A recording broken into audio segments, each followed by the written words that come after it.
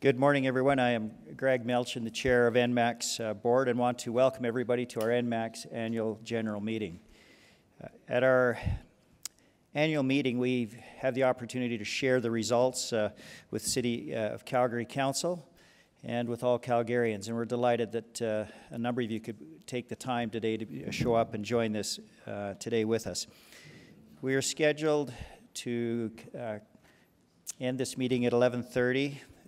And as chair of meeting, I'll certainly stick to the agenda, but want to allow enough time for questions. And so the formal part of the meeting won't take that much time, and we'll allow sufficient time for questions at the end of it. I would like to welcome those who have joined us at our Downtown District Energy Center and note some safety information. This is an operating facility, and safety is paramount for Enmax. It really is at the core of our beliefs that safety comes first. And so I want to just emphasize that because of an operational facility, in the unlikely event of an emergency, all attendees would be asked to exit to the building through the same doors where you came in. So if you just came to the back of the room and exited through those doors, or at the emergency exit, the top of the stairs. As I mentioned, our meeting's going to have two parts to it. One is a formal annual meeting proceedings, which happens first with our shareholder, the City, Calgary City Council, and then following the termination of that meeting, we'll receive a presentation from our President and Chief Executive Officer, Gianna Manis, on the performance and achievements of the past year. I would now like to welcome City Council members in their capacity of shareholders of Enmax. Present today, Councillor Peter DeMong, also actually a member of our board. Councillor Jim Stevenson, Councillor Sean Chu, go to the far right, Councillor Ward Sutherland, Councillor Giancarlo Carra, Councillor Andre Chabot, Councillor Richard Putmans, and we are delighted to welcome with us our Mayor, Nenshi. Also, we'd like to introduce to you members of the Enmax board. If they would at least stand, wave their hands as their names are mentioned. Eric Markel, Sarah Morgan-Sylvester, Dr. Robert Page, Richard Shaw, Elise Reese, Charles Rugrock, and Kathy Sendel.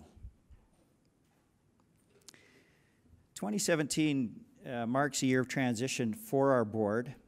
We have a number of directors, three in which are retiring this year from having provided really outstanding service to Enmax over their tenure.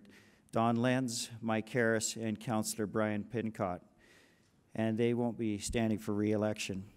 But on behalf of the board and the executive, we do express our deep appreciation for their wisdom, their advice, and their dedication to providing strong oversight and governance to Calgarians on behalf of Enmax. Collectively, over 30 years of service for Enmax to this organization. In 2016, the Enmax board therefore initiated another formal director search process in response to the anticipated director retirements. We did engage the services of a professional firm and would like to welcome our new director candidate, Laura Formusa. Laura will be put forward at the shareholder for this meeting for election during today's proceedings. Laura expresses her regrets for not being able to be here today due to a death in the family, but she was able to attend us in our meetings previously in the last couple of days. And we look forward to really welcoming another very outstanding, capable, and skilled individual to this board. From our management team, I welcome Gianna Manis, President and CEO, along with her executive team, Helen Wesley, Executive Vice President of Finance and CFO, Dale McMaster, Executive Vice President, Power Delivery, James McKee, Executive Vice President, Technical Services, Erica Young, Executive Vice President, Regulatory, Legal, and Public Policy, Pat McDonald, Executive Vice President and Chief Human Resources Officer, Tamara Van Brunt, Vice President, Communications and Engagement, and Diana Stevenson, Chief of Staff and Shareholder Relations. So today's agenda for the shareholder meeting, a presentation from our President CEO, is on the screen. After we've completed our formal business, as I previously mentioned, we'll end the meeting and then receive Gianna's presentation, followed by which we'll open it up to questions from the public. With that, we will now proceed to our annual shareholder meeting. And following my remarks, we'll be delighted to hear a few words from Mayor Nenshi as a shareholder representative. We have 3 items to bring forward today for the shareholder receipt and approval. As chair, I now like to call for a formal shareholder meeting to order. Members of council, you have before you an agenda in your material, and as indicated, there are 3 formal matters of business to be presented today. The first being the receipt of Enmax's 2016 audited financial statements. The second, the election of the board of directors. And thirdly, the appointment of our auditor for 2017. You know, a critical foundation of Enmax has been strong governance and oversight. We put a lot of effort into ensuring that we follow the best of practices that really are known and evolving, so that when we work with council, we spend quite a bit of time seeing that there's alignment with City Council and with the citizens of Calgary who own this great organization, that we deliver upon the things to which they would like to see be accomplished. 2016 was a year of significant developments for Enmax as we saw a lot of change in the electricity industry. And members of council, I want to thank and have demonstrated a lot of support and commitment during this past year as we've had our discussions with them. We meet regularly. We ensure that council is kept apprised of Enmax's performance in operations and developments. And over the past year, in the past week in particular, we've had additional meetings just to make sure that the fulsome material, they would have an opportunity to discuss and question and provide feedback. Copies of information supporting these recommendations, including draft materials, were prepared in support and were sent to council in advance of our meeting today. At Enmax, the role really is for us to create shareholder value. And that comes in many forms, not just economic, but it's also the social and political and otherwise objectives of Calgarians that they would like to see be accomplished through their company. We have delivered solid financial and operating performance despite some very trying, difficult economic times. And upholding, as I mentioned, our relationship with the shareholder is paramount to, I would say, good governance. With that, we're delighted to welcome with us Mayor Nenshi, and we'll turn some time over to him for some opening remarks. Well, thank you very much, Greg. You know, several weeks ago, I had the opportunity to come down to what Dale Hodges used to call Enmax World HQ and speak with our colleagues, the women and men of Enmax. Now, I should warn you that if you want to come and chat with people, it is not the best way to tell all the employees, the mayor is coming at noon, make sure you're there, he has an important announcement. People get a little nervous. Of course, the important announcement was talking about Enmax as Canada 150 project and how Enmax was going to, and the people of Enmax are going to continue doing great things in community service. But the reason I mention that is because it gave me an opportunity to stand with hundreds of our colleagues at Enmax, the women and men who keep the power going, who keep the electricity reliable, who build out this community in the work that they do every single day. And it really was a great moment for me to talk with people about the importance of what it is that Enmax does and the importance of having Enmax as an organization that is owned by the citizens of Calgary. You know, I get to speak as the shareholder, and in fact, on that day, when I went to sign in for my visitor's pass, I got a surprise. And the surprise was I got my very own little Enmax employee ID pass.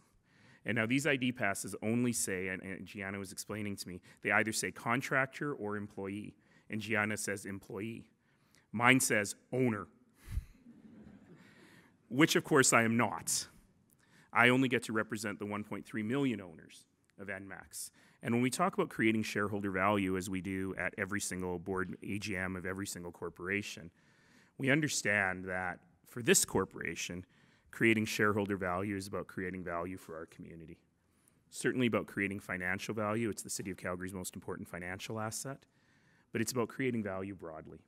It's about making sure that we have safe, reliable, green, affordable electricity every single day, and all that means to the functioning of our community. A couple of years ago, I had the opportunity to visit Tanzania, where my family comes from. And as you do when you're on a family vacation, I made lots of speeches and visited lots of different projects. My 6-year-old niece loved seeing hydroelectric projects, I'm telling you. Actually, she did. She enjoyed the dams. But I had the opportunity to visit a dam in the country of Uganda, the Bujangali Dam. It's a 400-megawatt project. And that particular dam supplies half the electricity needs of the country of Uganda, a country of 40 million people. And, of course, the amazing Shepherd plant here in Calgary is 800 megawatts. It's twice as big, supplying about half the needs of the city of Calgary, 1.2 million people. And so I sound a lot like a development economist these days when I talk about the importance of electrification for economic development. But let's never forget just how important it is to have safe, reliable electricity every minute of every single day. It matters for quality of life, but it also matters for our economy. You can't invest in an economy without having safe power. It's a ticket to the game. And so the work we do here is incredibly important for us. And as we innovate, and as we find new ways of generating electricity, as we move into renewables, this is stuff that will not only help Calgarians, it's stuff that will help the world. And I think that that is particularly important. So Enmax, as you heard from Greg, and you're going to hear going forward, has had a challenging year. External forces have been tough for this organization. Power prices are incredibly low. Demand has gone down as a result of the economic downturn, particularly in the industrial sector. And it's no surprise to anyone in this room that we are facing massive regulatory change in terms of thinking about the future of the electricity grid and the future of the system as a whole. And it would be tempting in times like this to hunker down, to turtle, to figure out how we were going to survive, to think this too shall pass. But Calgarians aren't like that. We don't turtle. We persevere, and we succeed. And that's really what the goal is for Enmax. So as I mentioned the other night to my colleagues on City Council as shareholder, we too now have to put our oars in the water, because it's not enough for Enmax to survive this. We need to succeed in this. The new environment, the new regulations, the new electricity grid will have winners and losers. And it is incredibly important that Enmax is a winner, that we're a winner financially and that we're a winner in creating shareholder value. It means we have to think hard about our strategy. We have to think hard about our future framework and where we're going.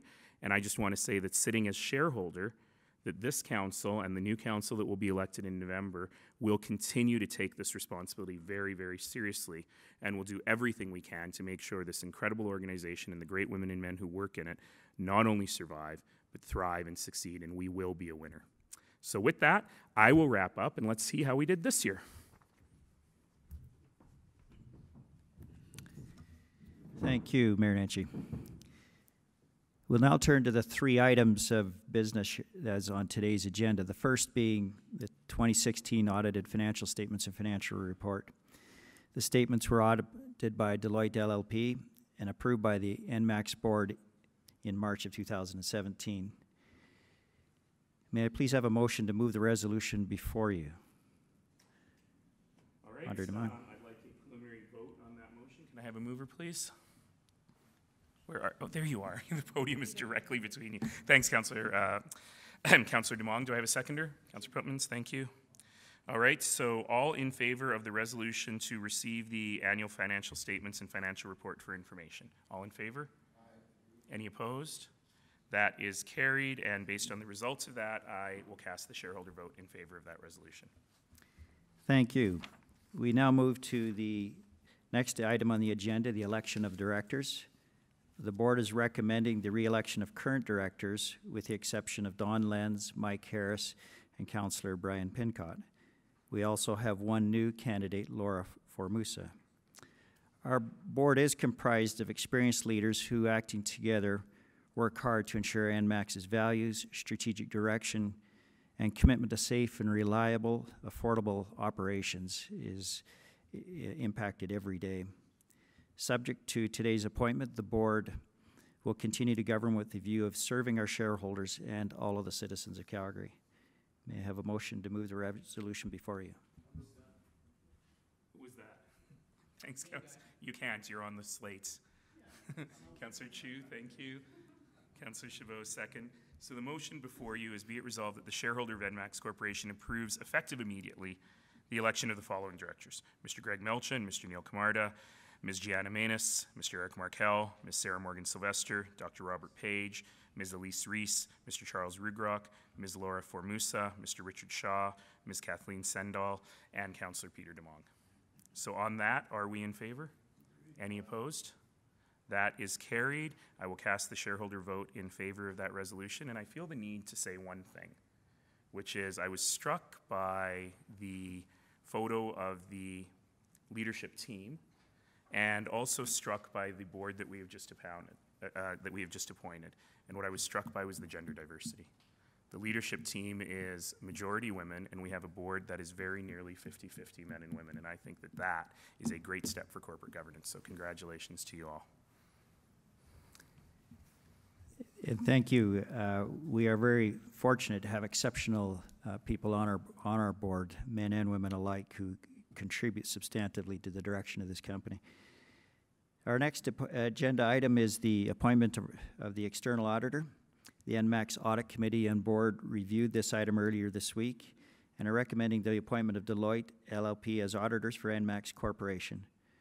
The board is asking for authorization to fix the remuneration of Deloitte for audit work associated with the 2017 fiscal year. May I please have a motion to move the resolution before you? Thank you, Councillor Putman, seconded by Councillor Chabot. So the resolution is, be it resolved that the shareholder of Enmax Corporation approve the appointment of Deloitte LLP as auditors for Enmax Corporation for the 2017 fiscal year, and authorize the board to fix the remuneration of Deloitte LLP for audit work associated with the 2017 fiscal year. So on that, are we agreed? Any opposed? That is carried, and I cast the shareholder vote in favor of that resolution. Now that they're appointed, maybe we should have our auditors stand. You know, they don't get the recognition at stage. We are very fortunate to have had some very... Yay, auditors!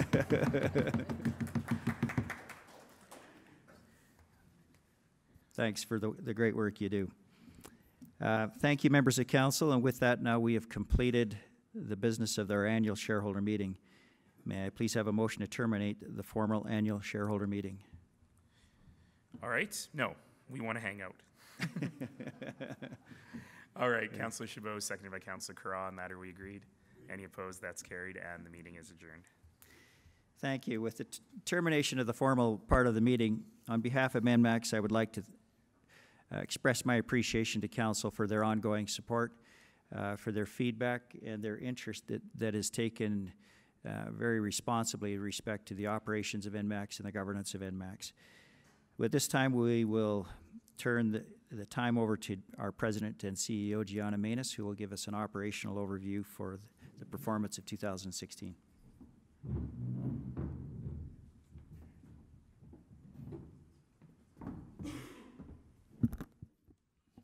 Thank you, Greg, and good morning, everyone. It is my pleasure today to share with you a review of Enmax's performance and contributions for 2016.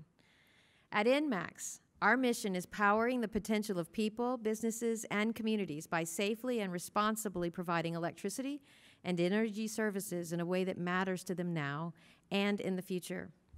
We have a proud history of providing Albertans with electricity for over 100 years and continue to explore ways to improve the province's electricity system and provide progressive solutions for our customers.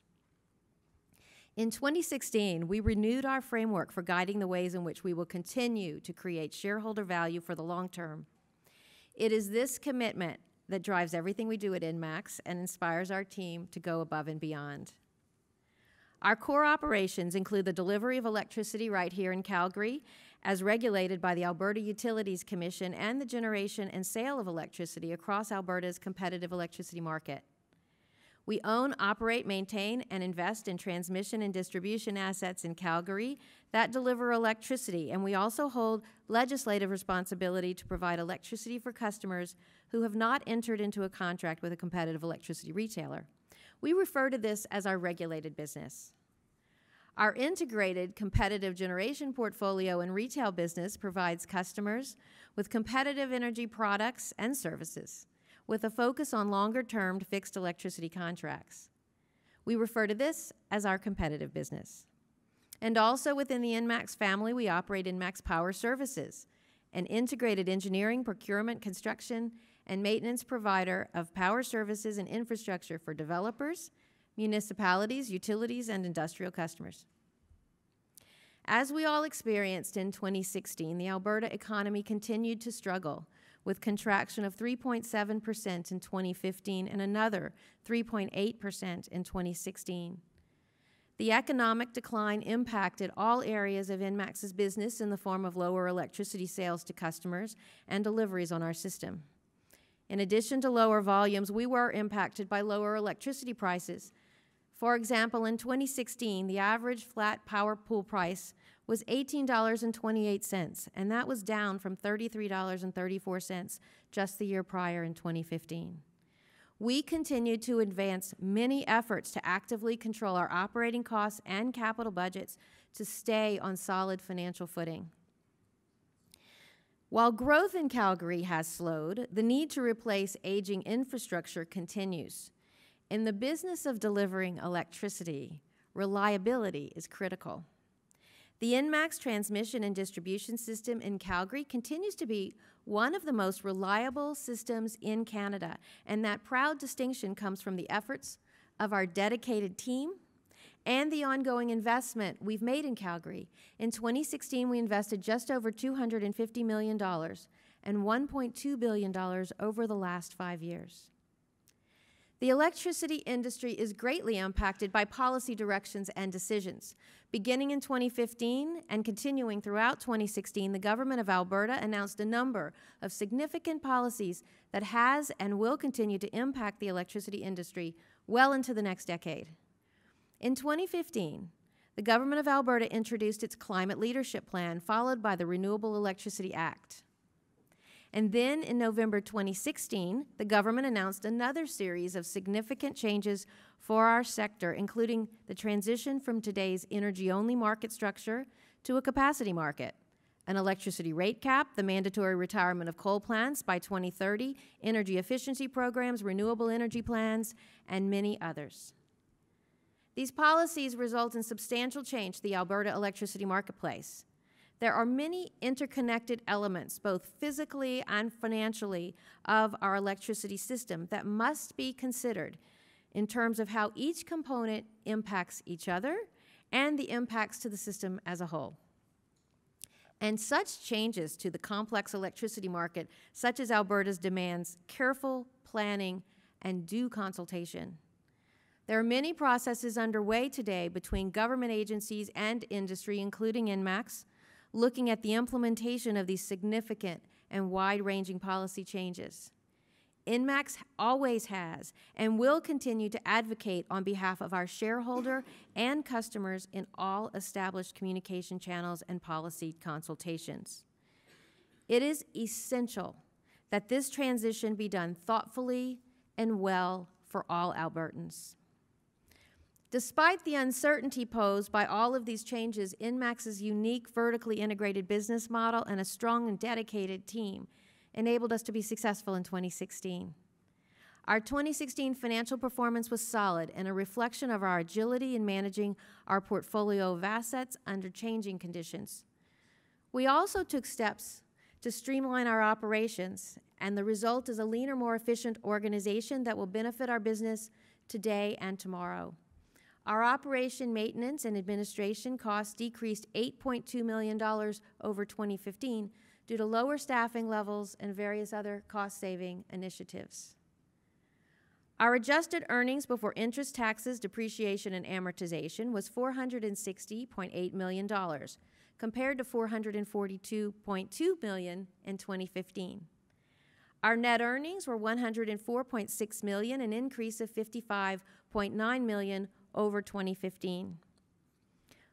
On May 5th, 2016, we issued notice to the balancing pool of our decision to terminate the Keephills PPA effective that day and pursuant to the change in law provisions of the PPA. As a result, we recorded a non-cash impairment of $51.4 million in the second quarter of 2016. This was in addition to the $144.4 million impairment we took in the fourth quarter of 2015 related to the termination of our Battle River 5 PPA. Between the 2 years, Enmax recorded write-downs of $195.8 million as a result of our termination of our PPAs brought about by the government's change in law that made these long-standing arrangements unprofitable or more unprofitable. Our decision to terminate the PPAs was legal, prudent, and foreseeable in response to Alberta's government's changes in law. In July 2016, the government launched a legal action against all the PPA buyers, including Enmax, and over the course of the past 10 months, Enmax has continued to defend our lawful right to terminate. Now, we remain open to pursuing a resolution outside of the courts, but reaching a resolution is only possible if it is fair, respectful of our lawful rights, and does not harm the interests of our shareholder and the citizens of Calgary. While we continue discussions with the government, we also continue to vigorously defend ourselves in the government's ongoing legal proceeding and remain confident in the strength of our position. Turning back to our financial position, Enmax closed the year overall with a strong balance sheet and cash flow. Our financial performance and prudent decision-making in 2016 allowed us to deliver the value to our shareholder. We paid a $47 million dividend to the City of Calgary and, by extension, the citizens of Calgary. And based on 2016's performance, we declared a $48 million dividend that is being paid this year in 2017. And at Enmax, when we talk about performance, financial results are only one dimension of how we measure ourselves. The safety and health of our team, our communities, is critical. I am pleased to note that we achieved our targets for safety performance, and I would like to sincerely acknowledge the Enmax team for their day in and day out commitment to keeping the safety of themselves, their colleagues, and the public top of mind. In fact, we reduced the number of recordable injuries compared to 2015 by 36% in 2016. As I mentioned before, reliability is critical, and the improvements and upgrades we've made in our wires system position Calgary for the future, but also have a real impact on our services to customers today. In 2016, for example, our continuous improvements to system reliability, already at industry-leading levels, reduced potential outage minutes by 18% for our customers. We also took $118 million in infrastructure work to support the construction of Calgary's Southwest Ring Road. Our Enmax Power Services Group completed the important Airport Authority high-speed transfer switches and continues work on the Northeast LRT substation upgrades, in addition to providing repairs to the city's streetlight and LRT electricity system. We are proud of our long-standing efforts to create a cleaner energy future. Over the years, Enmax has invested $440 million in renewable energy projects throughout Alberta, including wind facilities. Now, 2016 marked a milestone in our electricity generation portfolio as it underwent significant change upon termination of the power purchase arrangements. Coupled with our investments in gas power plants over the last several years, including Shepherd Energy Center, 2016 marked the completion of our transition away from coal. So for context, in 2001, Enmax's generation portfolio was 100% coal. Today, we have 0 coal in our portfolio, 86% gas, and 14% wind. Today, Shepherd Energy Center is the largest and most efficient natural gas-fueled power facility of its kind in the province and produces half of the CO2 emissions per megawatt hour as conventional coal plants.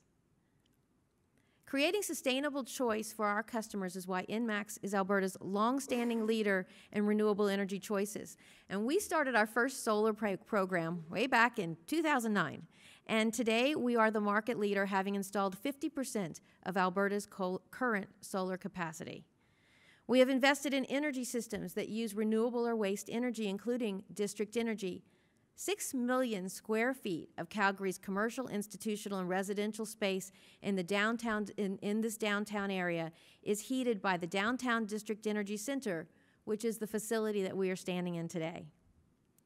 As the largest retailer and seller of electricity in Alberta, we're proud to be the choice of hundreds of thousands of Albertans across our province.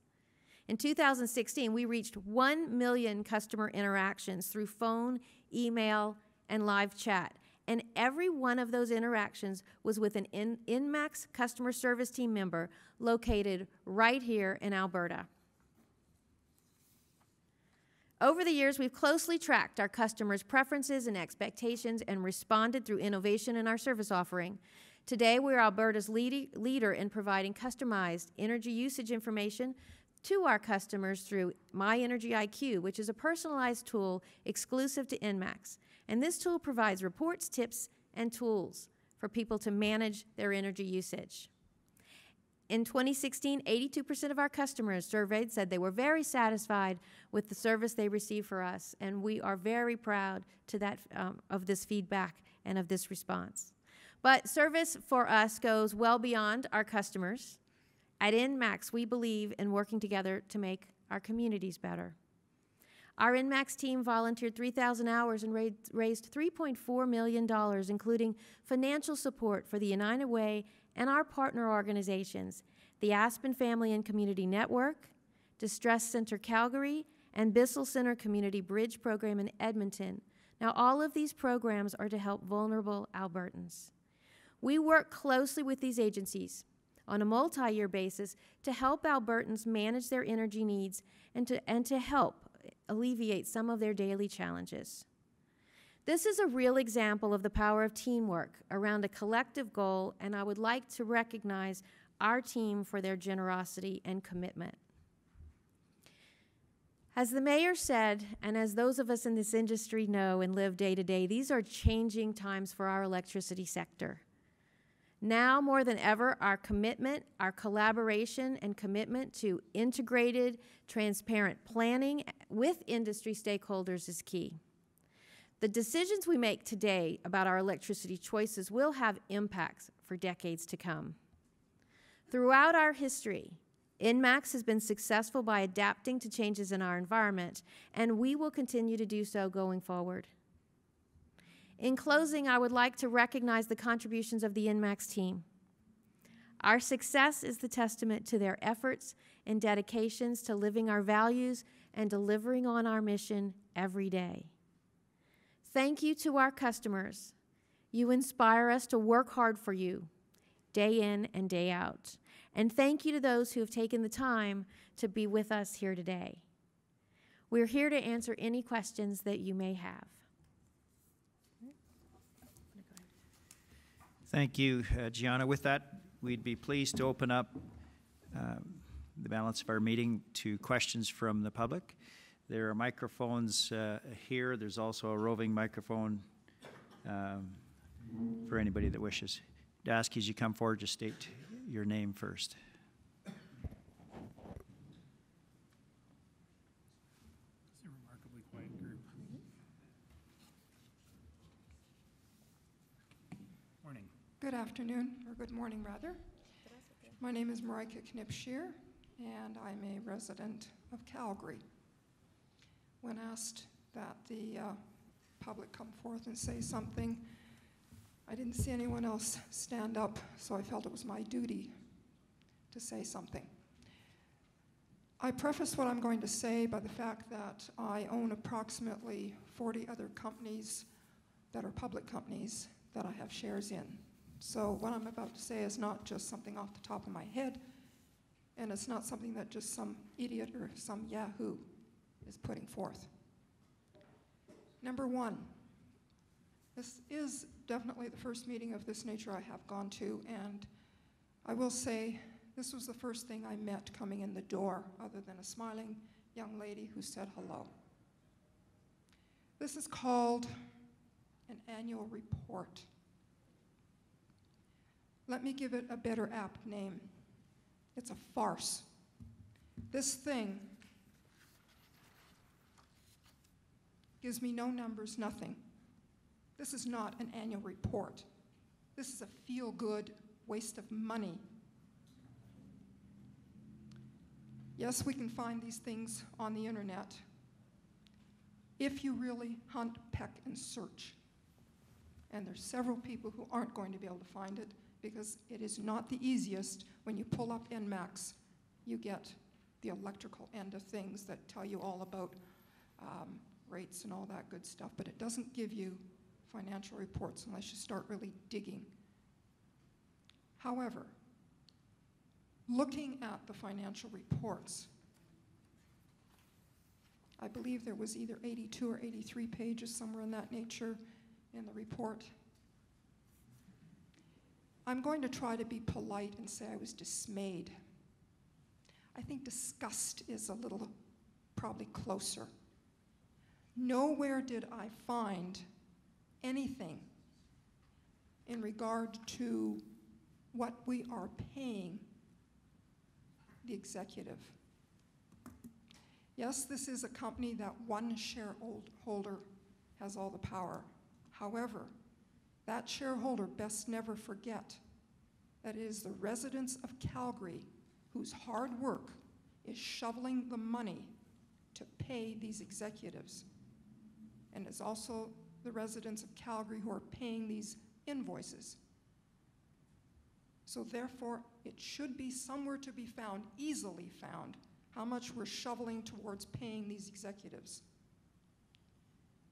It was brought to my attention by one of the other members of the public here, and also through the digging I found some information from 2 years ago. And again, dismayed is being extremely polite. That we have, however lovely our president and CEO might be, I find it more than disturbing that we're paying an individual, from what I can see, over $2 million or close to it. And I find it even more disturbing. In fact, I find it despicable. Young Nenshi, I'm old enough to be your mother. Put that thing down.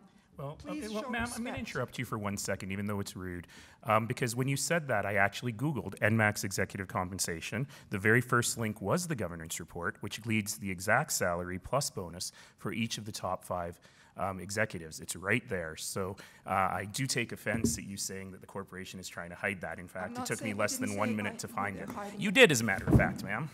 So Perhaps I maybe should- you can get to your question, please. It's hard to find it. I Googled it several times, and all I could find was last year's, or the year before. December find it- 31st, 2016. Okay. Well, like I said, it was around $2 million from what I remember, if not more. However, in a country that has either between 36 and 38 million people, to have to find someone who has an American background and not a Canadian, and maybe she has become a Canadian, but to have someone who is not a Canadian, full-bred born, to head up our organization, surely to heaven, if you would have looked, we would have, under the 36 million to 38 million people, we could have found a competent Canadian. Okay, ma'am, these people are too polite because they are the shareholder executives. I will tell you, we will not accept personal attacks on anybody here. We will not do that. If you have a question about executive compensation, you may ask it, and we will give you all the numbers that you need. This is not a day for personal attacks on people's background. If you would like to say to my father and my mother, because they came from another country, they don't deserve jobs in Canada, we're not going to take it. Thank you. Well, I'm an immigrant too, but I still think we should, and I'm not attacking personally, I'm going on the overall. We should have Canadians running this company because we are Canadians, okay? Then I would like to also find out what is it we're paying our board. And I see that even here, if we are paying our board, I'm double dipping again because there's one member here who's on one of the other boards then I'm a shareholder of as well. I mean, good God, these are hard times. Can we not get people, one, a lower salary? Because if we chopped off $1 million from the top person's salary, we could employ at least another 100 people, which would help out with their budgets instead of standing in food lines. So I'm not happy with what's going on here at all. Thank you. Greg, do you want to address the issue of compensation? There was somewhere in there an actual question that we should answer. We will follow up, but and I do appreciate that everybody should and is welcome to come and present their thoughts. When you're looking at transparency, for example, we do take a lot of onus and responsibility to ensure that our information is available to the public. It is the citizens of Calgary that have the right to know, and we have an obligation to inform, and we take that seriously. And so the ease of access might be a good question. Happy to follow up on those kind of questions too, how simple and easy is to our compensation for directors, president, CEO, and the senior executive is listed. Our disclosure practices are described. Our compensation practices and how we get to measuring what compensation should be, those are completely described in our disclosure documents. And I'm quite pleased with the rigor of all the things the board does. It is critical that we find the right way to attract people that can lead and build and create, and really it is about creating value. That's a very difficult, and not many people really have the skills and abilities to do that. And so in response to also about compensation, I will come there, but I do want to say this. We did a rigorous search over 5 years ago for our CEO. And so in her defense too, we are exceptionally pleased that we sought around North America for the best, and we really do need the best. We attract people in this country from all over the world, and we're delighted that we could have attracted someone of Gianna's caliber to come and lead this organization. Her leadership has just been exemplary. The value creation has been impeccable. And so from that perspective, we would stand behind and continue to stand behind that, how fortunate we are to have had the ability to have Gianna lead this organization. With respect to the compensation, it is always a case, and it's a good question to be considering what should CEOs be paid. Valid. They don't always reflect, or sometimes people relate to what they might be paid as an individual. But we do a lot of benchmarking. We do quite a bit of serious rigor around how one should be compensated, the amount that they should be, the amount at risk that they should have versus guaranteed as a salary versus bonuses versus long-term incentives.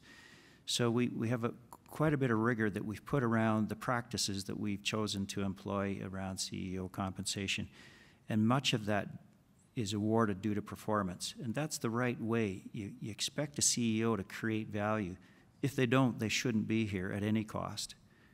And so that's also the other challenge. But we are fortunate in that regard.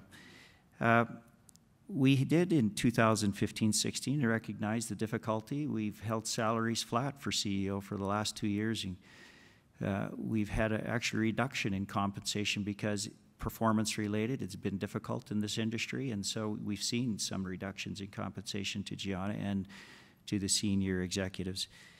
That said, we'd be pleased at any time to answer as you get into more detail and follow up with quite any questions you might have about our practices. If there's good suggestions of things that we might do by process or otherwise in governance, those are the things to which we always aspire, and how can we improve. So thank you for your comments. Did you want to address board compensation, Greg? Oh, with respect to board, it's a similar issue. We have a number of peer companies to which we look towards in the electricity industry, and we have 20 that we've selected, and that's for board compensation as well as for our senior executives. And so we have a range of companies within this industry across Canada. Many of them are Alberta direct competitors. And it's within that we look at our practices of what is the right amount to set for compensation, both at director levels and for senior executives. We've never tried to be at the leading edge of that. We've tried to be more on an average, at a middle, the range. And the only time you'd go beyond that is for exceptional performance. And those would be more directed at the CEO and your senior executive than to where you would compensate directors. How much? Dollars, please. Well, you're correct. The CEO compensation last year, I don't have it specifically in front of me, but it was 2.1 or 2.2 in that range of million. With respect to directors, there's retainers.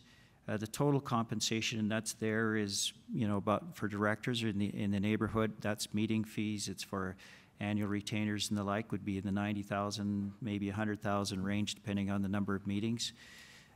For chair compensation, it would be just a little over 200,000. These are the compensation practices that you're looking always to find the exceptional talent, and you do. And I don't mean to say that we don't, and that's our rigor. When we go through our succession planning, we've had very good practice about succession planning and looking to find where are the skills that are necessary. And those are the things to which you have to set what is the prudent level to be able to match and attract that degree of expertise. It's also worth noting that in 2011, as we were going through some change on the organization, the executive compensation at Enmax was cut by about a fifth, and the board compensation was cut as well, and because we were too far ahead of that 50% of peer group range, and I'm very confident that we are there now. I have a lot of concerns about executive compensation generally in life. I think that the differential between senior executives and daily workers is far too high, but I also recognize that we operate in a market that we cannot change on our own. That said, Gianna makes certainly far less than her predecessor did, sorry Gianna, and was nonetheless named the Utility CEO of the Year just last year. She is the best one in the world, and I keep telling her, please don't go to any of the other AGMs or look at any of the other governance reports of other utilities, okay? Thank you. Any other questions? Your Excellency, Mayor Nenshi. Not excellence. You're pretty excellent for me. Just worshipful. Chair, President, and board members. Would you mind stepping forward just a little bit? You're right in the light. Yeah. My name is Tony Barry. I'm one of 1,000 volunteers in Calgary with the Society of St. Vincent de Paul. Mm-hmm. We help people in distress, and their last resort is quite often us. I've heard a lot of talk today about social issues for Calgarians. Early on in my career as an engineer, I had the opportunity to work in Africa.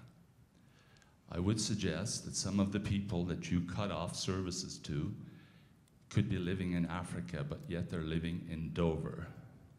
My question is, of the almost $500 million in adjusted earnings before deductions, how much of that is allocated towards people who cannot afford to pay through no fault of their own?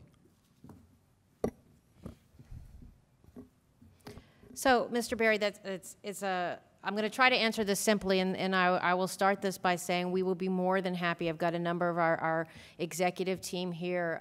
Tamara Van Brunt, who was introduced earlier, she runs all of our community programs, and so I would encourage her or you, the two of you, to get together to address this. But let me address this in a couple of ways, because I think at the root of your question is, number one, how much are we putting into these programs? I mentioned that we put about $3.4 million in total, and it goes to a variety of things. Some of that's our United Way contributions, and they make the decision of how to support, homelessness and challenges.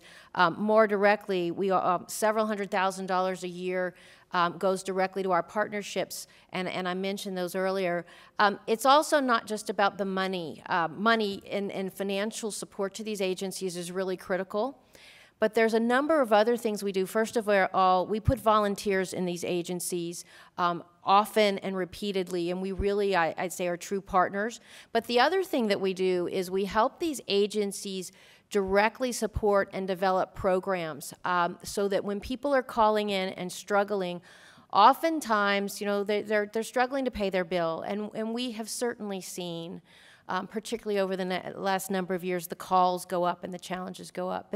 And so we put people in there to work with them to help these people kind of manage it, perhaps find ways to lower their costs. So that's what the agencies do. What else do we do? I mentioned our customer care center is located here in Calgary. Most of our customer care agents are Calgarians themselves. We also have an active agent at home program, so we have some people that live just outside of Calgary. But when they get a phone call, a couple things we do. First of all, when we get a phone call from someone who's struggling, you know, the last thing we want to do is to disconnect services. So when we get a call from someone who is struggling, we work with that person on an individual basis. We offer payment programs and payment arrangements, perhaps that they'll be able to pay it a little later, so we do that. But we also, depending on the circumstances, we then direct many of our customers to these agencies to help. So like I mentioned, overall over $3 million we put into these programs, and then throughout the various touch points we have, we really try as best we can to prevent and to help people be able to continue to afford that electricity, or when they're really struggling to get the help they need. Thank you for the 3.4 million. It's still less than 1% of your net earnings. The second item is that I'm personally involved in trying to help these people, and I will tell you that there's so much bureaucracy there.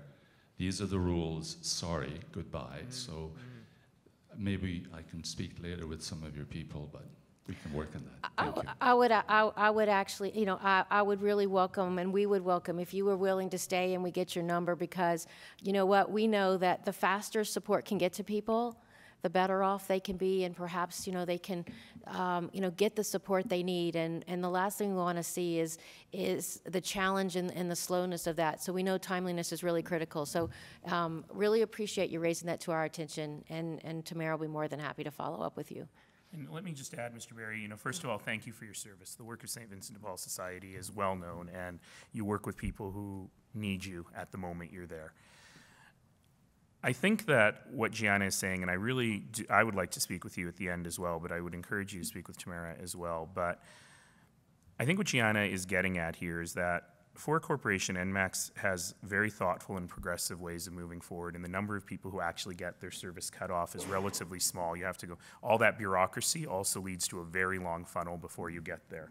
And in managing that is important. But I think what we need to do a much better job of is when we get a call like that at Enmax and we're helping people out, it's not just a matter of let's not make your unpaid power bill make your life worse, you know, add to the incredible stress under which you're living.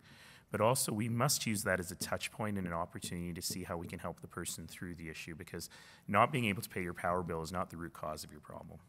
There's a lot of other things going on, and we as a community have to look after that and help you as much as we can.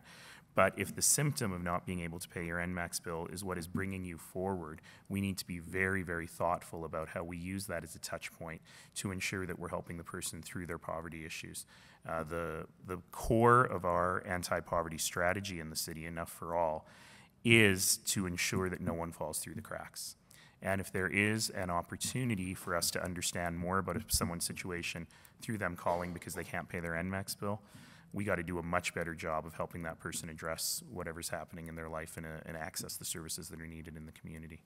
I'm just going to add one thing.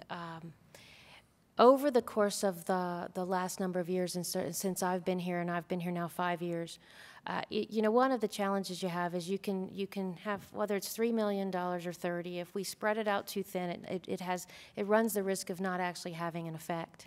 And so over the last number of years, what Enmax has done, and we've seen the increased challenge, we have focused our community engagement activities, and we have focused our financial contributions in and around vulnerable Albertans, so that this consolidation of our support, we believe, has the opportunity to make a bigger difference. And I will say that the feedback and the response from places like the Bissell Center and Aspen Family in Distress, who we've chosen to work more directly with, has been very positive, and has said that concentration of our support is really helping them in ways that it didn't happen in the past. So we're really pleased with the focused attention we're giving to vulnerable Albertans, and I can promise you we're not going to stop. I would like to thank everyone for joining us today. One more question. Yeah. Hi. Actually, based on my understanding, Calgary is one of the worst cities in the world when it comes to light pollution intensity. So I'm just wondering what, if anything, Enmax is doing to, I guess, reduce that problem, because it is extremely harmful to human health and the environment. Just curious. I was going to say, you want to start? I can start with that. Thanks, Atul. Thanks for that question. I wish Councillor Pincott were here, because Councillor Pincott, in addition to being a board member of Enmax, and I should say that the councillors who sit on Enmax receive no compensation for that. We should have mentioned that earlier. He is also, his former career was a lighting designer, and he's a member of the International Dark Skies Association, and he's very, very, very focused on this issue of light pollution. So the biggest thing that the city is doing in partnership with Enmax is the retrofit of our street lights to LED. And so the LED lights that you've seen going around the city are not only a great financial investment, but the LED lights tend to be much more focused on the ground and on the areas that need to be lit. So you end up with far less light pollution in the sky. You'll see, if you Google, you'll see that Chris Hadfield took a picture of the city of Calgary from the International Space Station, and then a more recent astronaut took the same picture, and you can see the parts of the city where the LED lights have come in are far dimmer than the other parts, though they're much brighter on the ground. So that's our biggest contribution in that, is to avoid that kind of light pollution. I will say, though, just since I'm on the topic, that the LED technology is changing rapidly. And so what we've even found is over the course of our installation, the technology has gotten better. And it has allowed us to actually reduce what you call the color temperature of the lights, so that the expressways and the roads will maintain the high color temperature, the more blue or white light, which is better for sort of high-speed travel. And in residential communities, we're experimenting with a warmer temperature, which is actually a lower color temperature means warmer, which is weird, which is still as focused and reducing light pollution, but a little more, shall we say, homey for people who are strolling and walking in their neighborhoods. So I'm very pleased by this, but we have a lot more work to do. I still find the expressways to be a little bit hard on the eyes, right? Okay, so we'll look at that too. We're not done all of them yet. Can I ask another question? Okay, cities like Mumbai, they're basically converting waste plastic back into usable oil and diesel fuel. And they do about 410, like Mumbai does 400 tons of plastic into about 400,000 liters of diesel fuel and usable gas, right? I was wondering, is Enmax looking at any other alternative forms of energy or any interesting projects like that?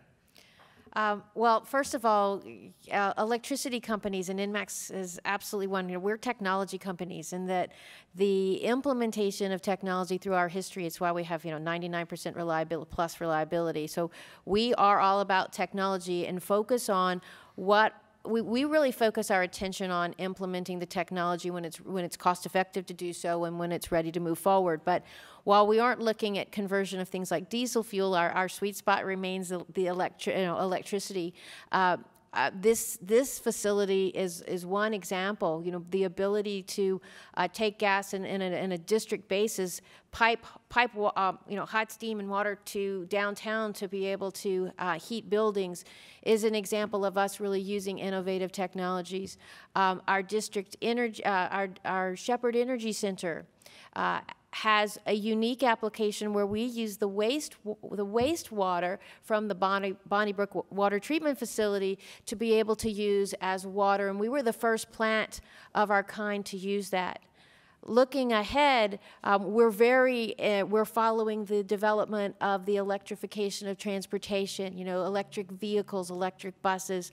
we're continuing to be kept with the industry, kept up on what's happening with battery storage and other forms of storage. So I believe in the coming years, distributed generation in all its forms, and as I mentioned before, solar, which we now have a pretty active solar program. So as we go forward, we're really excited about the technological advances that are going to come into our sector, and we have really, really smart engineers who are going to figure out how to make all this work so that we can keep safe and greener, but reliable and affordable electricity coming through our system. So stay tuned, because I think the industry is transforming rapidly, and we're right there with it. On the waste stream question, I can speak a little bit for my colleagues in waste and recycling services. So right now we are focused, of course, on the rollout of the green cart this year. The ability to compost organics should massively reduce methane released by the landfill, as well as save landfill costs and landfill time. So excited about that. Once the organics stream is well managed, which will be in the next couple of years, our next step is to look at waste to energy streams. And in fact, the City of Edmonton has done some really world-leading work in this area as well. So we're a little behind on the organics piece. And we've really used that as our major priority right now. And then capture of methane from landfill, waste to energy, constructive reuse of waste, all is our next phase of work. So you should see some really interesting action on that over the next few years. I'd like to thank everyone for joining us today. My first invitation is really welcome to the public members that are here. This doesn't have to be the only, and hopefully not the only, opportunity to ask questions. We'd be happy, many of us will be staying around for a little bit afterwards. If you have any further questions, I'd invite you at any time to contact us at Enmax. We would be more than happy and do our utmost best to actually respond to everybody's questions. And it's important. That feedback really is important to receive as an organization, and thank you for your attendance. To council members, thanks for your support and ongoing, and we will now adjourn our meeting until next year. Thank you. Thank you.